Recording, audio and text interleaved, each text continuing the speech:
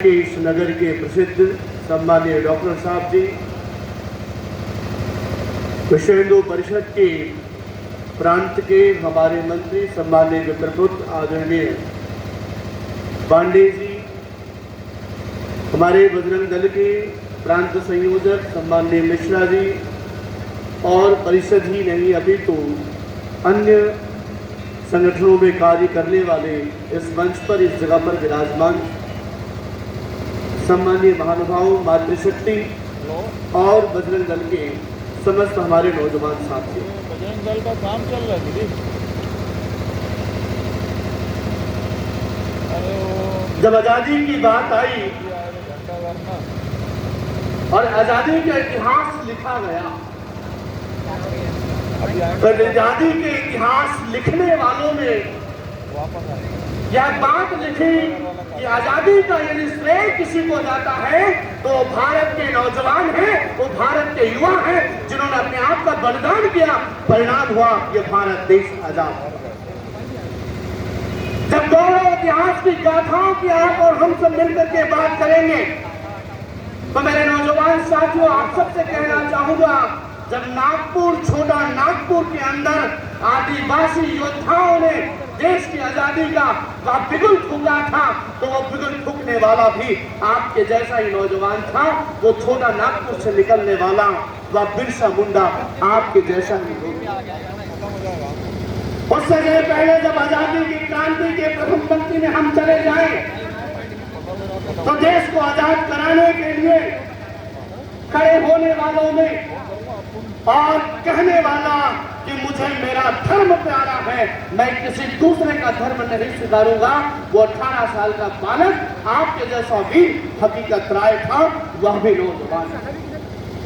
अगर इतिहास में और पीछे चले जाएं तो जिस शिवाजी महाराज का जयकारा हम सब करते हैं, नौजवान साथियों, बजरंग दल के साथियों, आप सबसे कहना चाहूंगा, धर्म की स्थापना करने वाला और तमाम मुगलों को भगाने वाला कोई और नहीं था, वो शिवाजी था। और वो शिवाजी भी कोई था तो आपके जैसा ही नौजवान, आपके जैसा ही युवा था, आपके जैसा रणबांकुरा था और आपके जैसा काम करने वाला, माथे में तिलक लगाने वाला, वो भी 16, 17 और 18 साल का नौजवान। और पीछे चले जाएं, जब वो पद्मिनी मां जौहर की ज्वाला की हम बात करते हैं, जिस पद्मावत की कहानियों को पढ़ करके मैं और आप बड़े हुए होंगे, जब उस इतिहास में चले जाओगे तो राजा रतन सेन की अगुवाई करने वाले, उनको चेक दिलाने वाले और उनको अलाउद्दीन खिलजी से छुड़ा करके लाने वाला, वो भी 16 और 17 साल का नौजवान था। गोरा और बादल, वो भी नौजवान। मैं आप सबसे कहना चाहूंगा,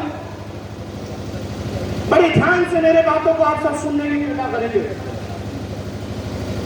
वो 23 साल का नौजवान जब आजादी की बात करते हैं तो हम भगत सिंह को नहीं भूल सकते। वो बम फेंकने वाला, असेंबली में उड़ाने वाला, उस भगत सिंह के उन साथियों को हम नहीं भूल सकते। और उसके बाद 7 समुंदर पार सैंडर्स को जाकर के मारने वाला आपके जैसा युवा, उस उत्तम सिंह को भी हम याद करते हैं। मैं ये सारी बातें आप सबसे इसलिए कह रहा हूं मेरे नौजवान साथियों, देश में इतिहास बदलने का काम, इतिहास लिखने का काम और इतिहास बनाने का काम किसी ने किया है तो उन नौजवानों ने किया है, आपके जैसे ऊर्जावान साथियों ने किया। आगे चलते हैं, जब साधु संतों को राम मंदिर को आंदोलन में सुरक्षा की आवश्यकता पड़ी, हिंदू नौजवानों को आगे लगाने की आवश्यकता पड़ी, तो बजरंग दल बन करके खड़ा हुआ और आपके जैसे बजरंगी और भव्य और दिव्य राम मंदिर का आप जो बन करके तैयार हो रहा है, उस मंदिर में एक सुरक्षा की कड़ी बनने वाला कोई था तो आपके जैसा हिंदू था, आपके जैसा नौजवान था और आपके जैसा ही बजरंगी। मेरे भाइयों, आज आप इतनी संख्या में माथे में तिलक लगा करके, हाथों में कलावा बांध करके और यहाँ पर जय जय श्री राम के नारों के साथ पूरे नगर को गुंजाते हुए यहाँ पर बैठे हुए हैं। लेकिन ये बैठना, ये इस प्रकार से चलना, बजरंग दल का सदस्य होना और सनातन धर्म की रक्षा के लिए अपने आप को आत्मघात कर देना, अपने आप को आहूत कर देना। इस शहर में लाखों नौजवान होंगे, लेकिन उन लाखों नौजवानों में सबसे अच्छा नौजवान आप हैं, जिनका मैं वंदन करता हूं, जिनका अभिनंदन करता हूं। नौजवान साथियों, ध्यान रखिएगा, बनाना और बिगाड़ना और आगे बढ़ाना वो जिम्मेदारी आपकी है। आप सबने देखा होगा, जब शेर जिस जगह पर पानी पीता है ना, तो मेरे और आपके जैसे भी गाड़ी चला करके जाना वाला व्यक्ति वहां खड़ा होगा और हार बजाने के लिए नहीं। मिल जाएगा निश्चित। अगर शेर एक घाट में पानी पी रहा है और मुझे गुजरना होगा, अन्य लोगों को गुजरना होगा, तो लोग वहां पर हार बजाने का काम भी नहीं करते, उल्टा कांच ऊपर उठा करके चुपचाप खड़े होकर के शेर को देखते। और वहीं जब गीदड़ पानी पी रहा हो, सियार पानी पी रहा हो, तो सारे लोग अपनी गाड़ियों को तेज रफ्तार के साथ भगा करके चल देते हैं। ये जो लोग हैं तो सनातनी, लेकिन सनातन धर्म के लिए आवाज नहीं उठाने वाले लोग, वो उसी तरह के हैं जिसको लोग देखते तो हैं, उनको देख करके इग्नोर करके चले जाते हैं। लेकिन ये बजरंग दल के नौजवान, ये विश्व हिंदू परिषद के नौजवान और सनातन धर्म के नौजवान जहां पर खड़े होंगे, जहां पर छाती तान के अपने आप को धर्म की रक्षा के लिए खड़े हो जाएंगे, मैं वादे के साथ कहता हूं, ऐसे कायर लोग जो धर्म को हानि करने वाले लोग होते हैं, वो आपके सामने हटने का, गुजरने का भी काम नहीं करेंगे, एक जगह टिके रह जाएंगे, एक जगह खड़े रह जाएंगे। नौजवान साथियों, बजरंग दल के मेरे मित्रों, इन क्षेत्रों में आज अभी ऋषि शर्मा जी ऋषि मिश्रा जी कह रहे थे कि धर्मांतरण तेजी से बढ़ रहा।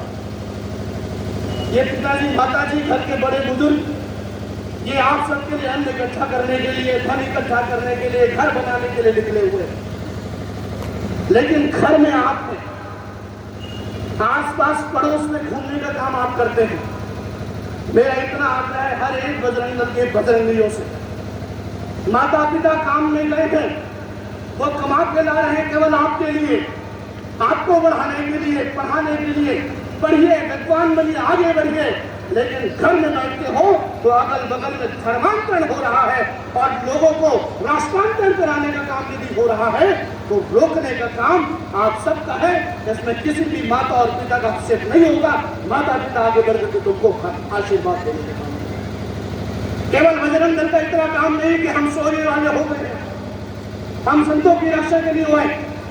ये गर्व करने का विषय है कि राम मंदिर के निर्माण से लेकर के उसके प्रथम आहुति तक ऋषियों के साथ, संतों के साथ बजरंग दल के तमाम कार्यकर्ताओं ने अपना महत्वपूर्ण योगदान दिया है।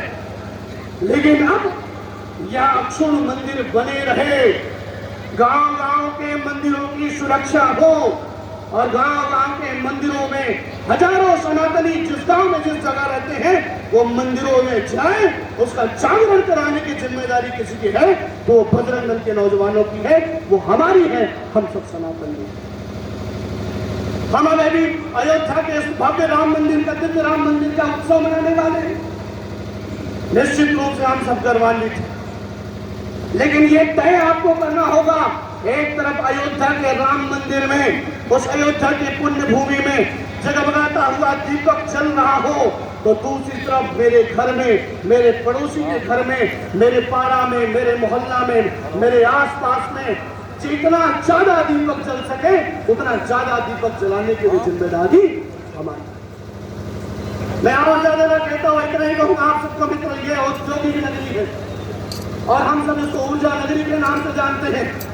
निश्चित रूप से मेरे आश्रम में चलने वाला वो दीपक, विद्युत रूपी दीपक, उस विद्युत का सप्लाई करने वाला भी आपका ही नगर होगा, ये कोरबा होगा। इस कोरबा नगर ने पूरे छत्तीसगढ़ को प्रकाशित किया है और छत्तीसगढ़ ही नहीं, अभी तो अन्य प्रदेशों को भी हम प्रकाशित कर रहे हैं। तो एक संकल्प आप सबको लेना है, बजरंग दल के सदस्य होने के नाते भी और एक सनातनी होने के नाते भी, जैसे ये प्रकाश पूरे प्रदेश में फैला है, ऐसे रोशनी के साथ हम राम मंदिर के उस भव्य उद्घाटन समारोह में अपने नगर को सजाएंगे और कहेंगे, देखो छत्तीसगढ़ वासियों, हमने अपने नगर को ऐसा सजाया है जैसा हम पूरे छत्तीसगढ़ को सजाने का काम करते हैं।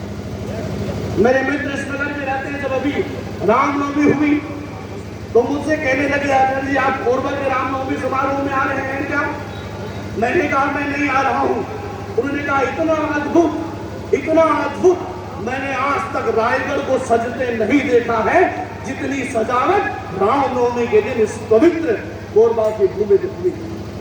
तो निश्चित रूप से आप सब जितने बजरंग दल के साथी हैं, विश्व हिंदू परिषद के कार्यकर्ता हैं, हमारे इधर बहनें हैं, सब मिलकर के ये सब आप सब काम कर रहे होंगे, हमारे वरिष्ठों के मार्गदर्शन में चल करके काम कर रहे होंगे।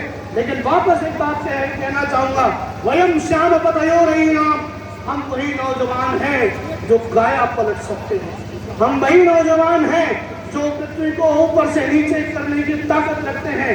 हम वही नौजवान हैं जो सर्वाधिक काम कर सकते हैं। इसलिए आओ, निकलो, आगे बढ़ो। और जब आप आगे बढ़ेंगे तो निश्चित रूप से ध्यान रखिएगा, हमारा समाज आगे बढ़ेगा, हमारा राष्ट्र आगे बढ़ेगा, और हम आगे बढ़ेंगे तो दुनिया के लोग सीखेंगे हम कौन थे, क्या हो गए हैं और क्या होंगे अभी। आओ विचारे आज मिलकर ये समस्याएं सभी, यद्यपि हमें इतिहास अपना प्राप्त पूरा है नहीं, हम कौन थे इस बात का जान अधूरा है। हम कौन थे इस बात का हमको जान है, हम राम के वंशज हैं। भगवान राम भी तो छोटी आयु में निकल गए थे गुरु जी के साथ।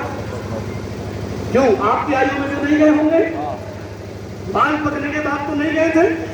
यही छोटी आयु थी जब गुरु जी ने उठा करके लिया था और पकड़ करके बाण और धनुष, न जाने कितने राक्षसों का वध किया, और उस हवन को संपन्न कराने का काम किसने किया, उस भगवान राम ने किया।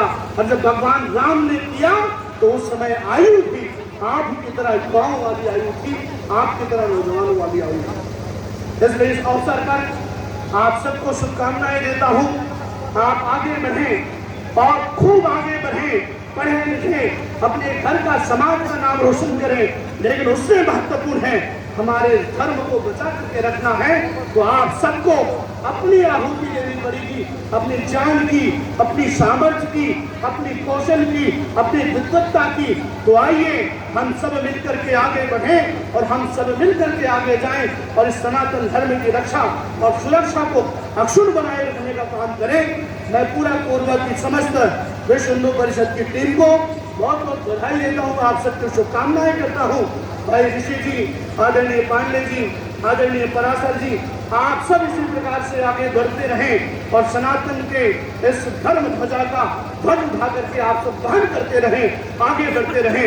इन्हीं शुभकामनाओं के साथ आप सभी का धन्यवाद। जय जय श्री राम। माताएं हाथ उठा करके आप सबका हाथ में उठाओ, जय जय श्री राम।